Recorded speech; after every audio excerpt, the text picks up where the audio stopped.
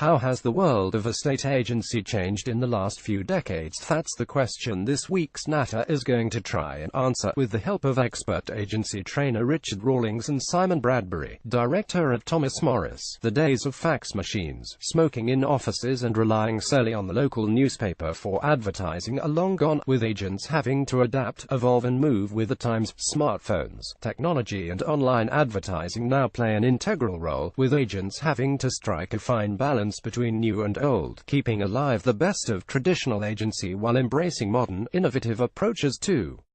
Without further ado, Simon Bradbury. I first joined the industry in 1983 after a number of years in politics working as an agent for the Conservative Party. I pick all of the most loved and trusted professions. The main differences between then and now are mostly to do with IT and its integration within our business, and the massive reduction in the reliance on newspaper advertising compared to the massive increase in digital marketing.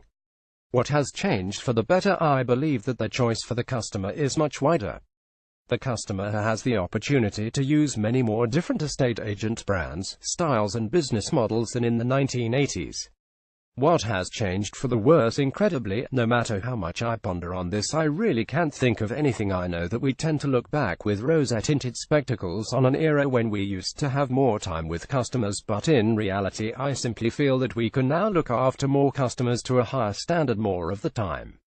I've had to adapt my approach down the years. The market is far more competitive than it used to be. The need to adapt is absolute. It's simply not good enough to believe that you will ride out the storm or think that won't work here. It's different where I am, which is what I often hear from agents around the country. This quote, often incorrectly attributed to Charles Darwin, says it all for me. It is not the strongest of the species that survives, nor the most intelligent that survives. It is the one that is most adaptable to change. As the market changes, we have a responsibility to evolve our own businesses if we want them to remain profitable and successful. Ultimately, we will all be, if we're not already, hybrids, offering a blend of technological and personal solutions. Being tech-savvy is now essential for agents, as long as we never forget that tech for the sake of tech is not a good idea. Tech that really does make our jobs easier or more cost-effective is where the real value is, as long as that view is shared with our customers. In my experience, it is the combination of great tech with great people using great systems that really works. In 20 years' time, where will estate agency be? I foresee even greater legislative obligations. I anticipate an increased role for technology, making all of our lives faster and ultimately more convenient.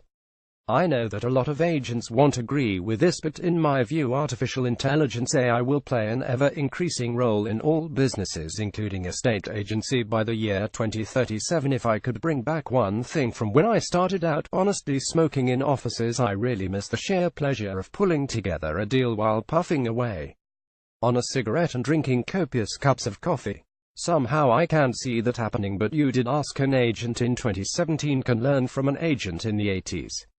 Don't just rely on technology, branding and all that stuff. Though they're all fantastic tools and offer brilliant support, the one piece of kit you need to rely on is you.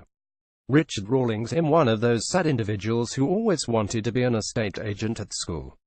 I started as a junior negotiator with Sturgis, now John Wilcox, in 1981, spending much of my time photocopying other agents' details onto our own letterhead under a reciprocal arrangement between all the agents in Kensington.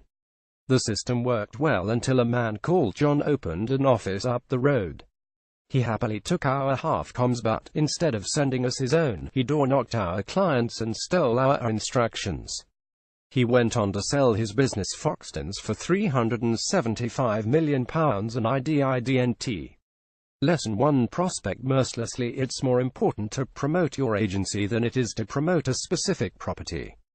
This is truer today than ever before. There was of course no internet in the 1980s. We mailed out a huge and expensive postal pile every day to our applicants, all of whom had probably responded to an ad in the local newspaper. So we had far fewer buyers per office than today. Each negotiator probably had no more than about 20 in the plastic card box. Each card gained its own character depending on how well thumbed it was and how many notes appeared alongside every viewing conducted. Those who challenge the system win. Although one always has to be charming with clients, there is a strong argument to be aggressive in business. In order to succeed big time, you have to solve a problem, very often a problem of which even the consumer is unaware. Whilst competition was always rife, this has now reached new levels. Our sole agency fee in the 1980s was 2% and 2.5% for multiple agency. Most agents charged about the same and sellers chose the agent they preferred, as there was little differential in price. All the more reason why today's agents need to radically ramp up their offering so that the public has other attributes on which to judge them. In the 80s we dictated flowery property descriptions into a tape machine and the office secretary would type them out on a typewriter, correcting any errors with Tipex. I remember the happy day when the typewriter was replaced by green cathode ray word processor with a dot matrix printer, but it was so noisy we had to spend a fortune on a huge double-glazed perspex capsule in which it sat, occupying about a quarter of the office. We took photos external only, as interiors were deemed to be a security risk, with a special Polaroid camera that contained a mesh screen which gave better results when photocopied. There were no floor plans, video tours or EPCs. Viewings were usually accompanied and buyers would be taken in our own car from house to house. It was a numbers game, and still is. The more you show and the better you know your buyers, the more sales you'll do. Too many agents rely on technology to do the work today. That might be okay if volumes were huge, but they aren't.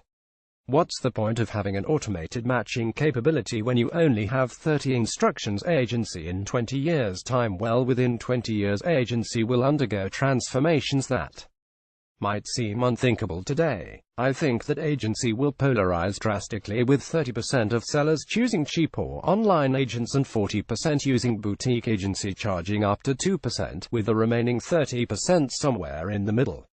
Most firms will offer a low-cost entry point, but skillful agents will use this to upsell to a better, enjoyable, and certainly more expensive service that adds value to the moving experience. There is so much out there to know and use. As an estate agency trainer, I have found that there's huge benefit to be gained from traveling the world, speaking to agents as far afield as Australia, the USA, South Africa, to gain a deep insight into the ideas, techniques and initiatives that diverse agents use to gain market share. Agents really should adopt a global attitude if they are to punch above the weight locally. I cannot think of any aspect of modern agency that is worse than it was. For me, there is no such thing as the good old days. Agents have vast opportunities today, especially digital, from which to profit. It tends to be those business people who are new to the industry who succeed over those who lament the way agency has changed. In the past, I don't recall any agency offering any form of training, other than there's your desk, there's your phone, off you go, you're on your own. Fortunately, my boss was an inspiration in good practice and integrity, and some of it hopefully rubbed off.